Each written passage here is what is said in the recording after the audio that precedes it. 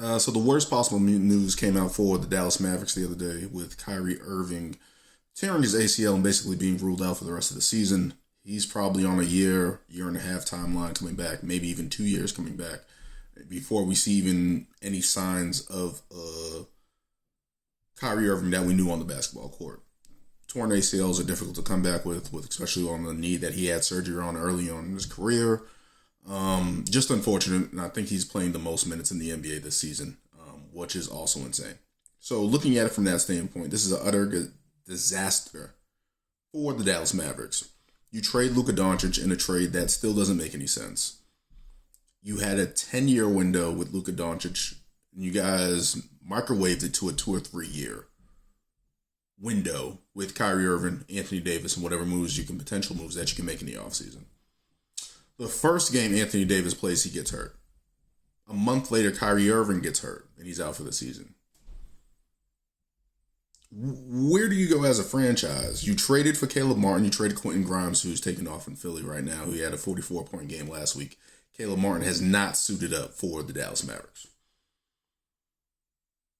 Derek Lively's hurt. Daniel Gafford's hurt.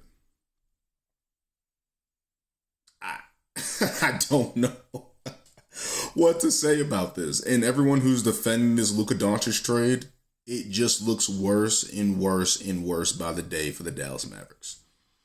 And now you were even in a position where you had to extend Kyrie Irving before the injury. Now he's going to be opting into his player option most likely. If you're Anthony Davis, how long do you sign up for this? Do you even come back to the Dallas Mavericks? Because I do not understand how the Dallas Mavericks can justify anything that they have done in the past 2 months. It's literally been 30 days since the trade. How do you justify anything that you've done in the past 2 months to say, hey, we're in a win now mode, and you lose the guy that you traded for, who's an all-NBA player, top 75 player of all time? Anthony Davis is no scrub, but he's injury prone, and he's already out. You put a lot of more miles on Kyrie Irving during the season because of Luka Doncic being out, and you're trying to maintain playoff play-in position.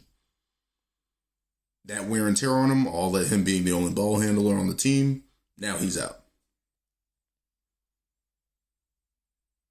That 2 to 3 window is now a year window whenever Kyrie Irving, if he comes back, if Anthony Davis comes back. This is terrible on every level. And the Dallas Mavericks have nobody to blame but themselves. Nico Harrison, was it worth it? Because now you don't even have a full proof plan like, hey, at least we have Luka. We can trade some other pieces and make it work. PJ Washington's hurt. Everyone's hurt.